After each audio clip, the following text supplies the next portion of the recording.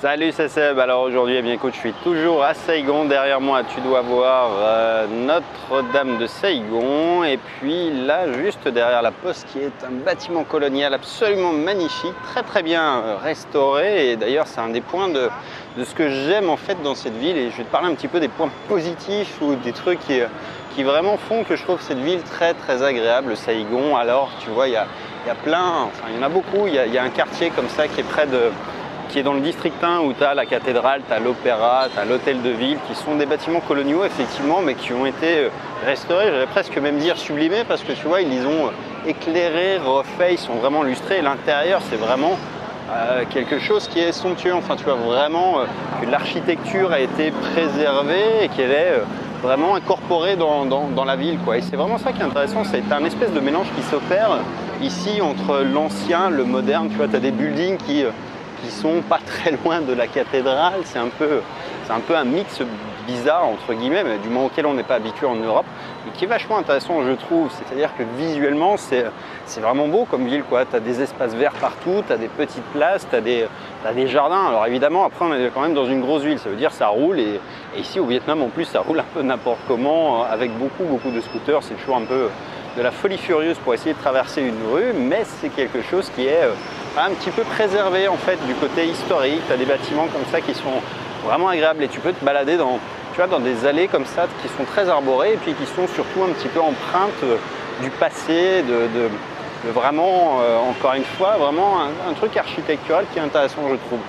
Un autre aspect en fait qui est très marqué ici, c'est le soin qui est apporté au petit café. Tu as plein de petits cafés en fait qui sont extrêmement bien designés. Tu as une espèce de culture un petit peu comme on l'a en Europe, des endroits un peu quali, soignés, un petit peu brasserie, vraiment trendy. Il y a vraiment des choses qui sont très bien faites, où tu as de la bouffe qui est exceptionnelle aussi évidemment, et c'est vrai que c'est un des points que j'adore ici, c'est que tu manges à la fois pour pas cher, mais tu manges de la nourriture qui est voilà, si tu aimes la bouffe vietnamienne, effectivement ici tu as de quoi te faire péter la panse, et c'est vraiment encore une fois quelque chose qui est juste incroyable.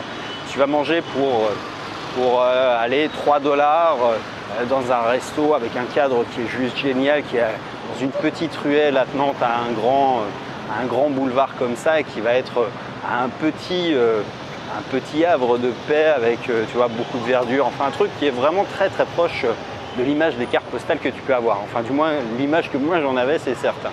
Et c'est un peu ce que j'aime ici, c'est que tu retrouves vraiment l'idée que, enfin du moins moi, l'idée que je me faisais du Vietnam, encore une fois, que j'en ai gardé, tu vois, je sais pas, dans les films sans doute, un petit peu les cartes postales comme ça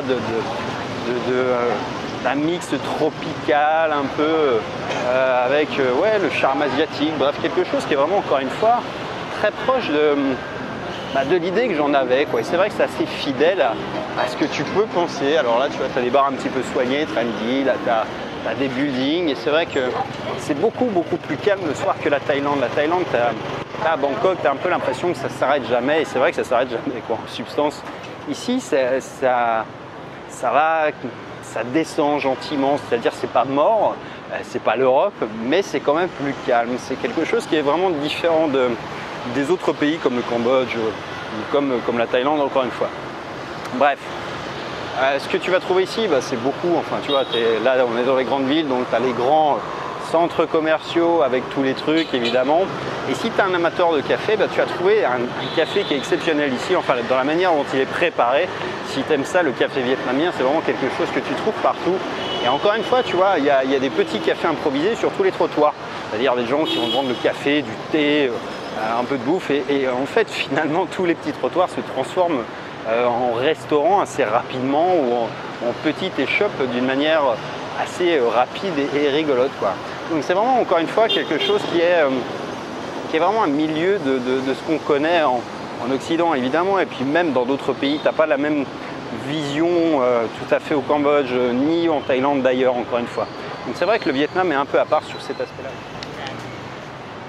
Tu vois, les fameuses petites tables où en fait les gens avec 2 tabourets et une table, ça se transforme en restaurant à la nuit tombée, et c'est vraiment culturel ça aussi. C'est des endroits vachement conviviaux finalement, où tu peux vraiment manger pour, encore une fois, quelques euros, et à peine quelques euros. Un autre truc aussi qui est vraiment pas cher ici, et ce qui est étonnant d'ailleurs, c'est le prix des Grab, des Uber. tu arrives à avoir des courses qui te coûtent 50 centimes d'euros, je crois. Enfin, tu vois, c'est des prix auxquels tu te demandes comment les gens peuvent évidemment gagner de l'argent, mais c'est effectivement très pratique pour pouvoir se déplacer ici parce que du coup, bah, tu n'as pas de budget délirant, tu n'as pas de mauvaise surprise. Bref, tu connais les applications, je ne vais pas te faire l'article, mais encore une fois, ça c'est un truc qui est vachement intéressant. Après, tu as évidemment beaucoup de... Si tu es expatrié ici, il y a beaucoup d'expats, il y a beaucoup de Français également. On en a rencontré quelques-uns. Il y a la French Tech qui est ici, mais il y a également beaucoup d'Américains. Il y a beaucoup de gens qui bossent sur le net qui sont ici et pour des raisons effectivement où tu as un environnement, un écosystème et tu avais sans doute beaucoup de gens qui sont arrivés en premier, qui ont drivé du monde ensuite, beaucoup plus. D'ailleurs, je pense qu'en Thaïlande, assez bizarrement, et il y a beaucoup d'Américains notamment. De ce que j'en sais, qui sont là. Donc tu as beaucoup de coworking, tu as beaucoup de trucs pour les gens qui bossent sur le net qui sont assez pratiques. Et puis tu as une vraie, encore une fois, je ne vais pas dire culture, mais c'est pas loin d'être ça. Tu as vraiment des petits endroits bien aménagés, des cafés où tu as le wifi, où tu as le truc et tu peux te poser pour bosser, quoi.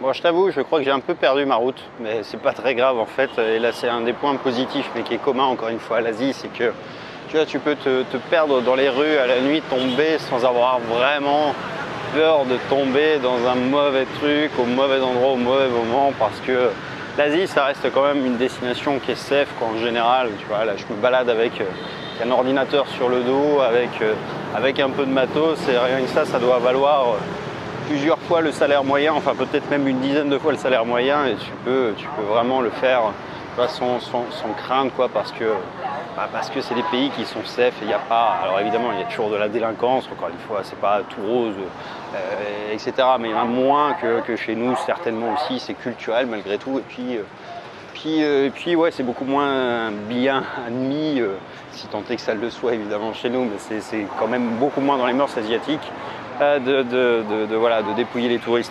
Il y a des endroits où c'est le cas, etc. Enfin, peu importe. Mais bref, c'est quand même des endroits où tu peux tranquillement te balader le soir et te perdre un petit peu comme ça. Et tu vois, en plus, ça te permet de découvrir un peu les rues. Et c'est ça que j'aime bien ici. C'est contrairement au Cambodge, tu peux marcher sur les trottoirs beaucoup plus. Parce qu'au Cambodge, et je te ferai une vidéo un jour à ce sujet-là, eh bien, les trottoirs, c'est un enfer. Te balader à pied, c'est une tannée parce que les trottoirs, c'est des espaces commerciaux au Cambodge. Ici, ça l'est dans une moindre mesure, mais surtout, ils ne garent pas à la fois les voitures, les scooters, mettre des tables, une terrasse d'un business et mettre encore une fois les tuk-tuk devant, quoi. Donc c'est un peu plus structuré pour être praticable ici. C'est vrai que c'est quand même agréable de pouvoir se promener, tu vois, un peu à la nuit tombante comme ça, profiter des endroits, tu vois, qu'il y a plein de petits restos, il y a plein de petits bars, il y a plein vraiment, encore une fois, une espèce de culture, des trucs conviviaux, des choses qu'on a un peu perdues, c'est-à-dire en Europe, quand tu fais une sortie, tu es toujours un peu obligé de compter ou de réfléchir. Ici, c'est pas vraiment le cas, les gens vont dehors parce que manger dehors, ça coûte toujours moins cher que de manger chez soi ou de cuisiner chez soi. Donc tu as vraiment, encore une fois, une espèce de convivialité ambiante où les gens sont toujours beaucoup plus à l'extérieur qu'enfermés chez eux, quoi. C'est vrai que c'est un peu... ça se ressent dans la ville, voilà, bref. Bon, je vais essayer de traverser, donc je crois que je vais te laisser là parce que ça va être un petit peu dangereux sinon. Et en attendant, j'en ai fini sur Saigon, je rentre au Cambodge et je pars bientôt pour la Thaïlande. Ouais, je te ferai de nouvelles vidéos et je te dis à bientôt dans la prochaine. Ciao, ciao.